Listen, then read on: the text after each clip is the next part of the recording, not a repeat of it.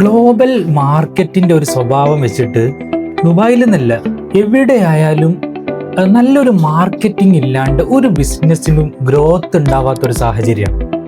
ചിലപ്പോൾ ചില നമ്മുടെ സ്മോൾ സ്കെയിൽ കമ്പനികൾക്കൊക്കെ ഒരു മാർക്കറ്റിംഗ് സ്റ്റാഫിനെ പലപ്പോഴും വെക്കാൻ സാധിക്കില്ല. അവരൊക്കെ വേറൊരു ഏജൻസിയെയാണ് കോണ്ടാക്ട് ചെയ്യുക.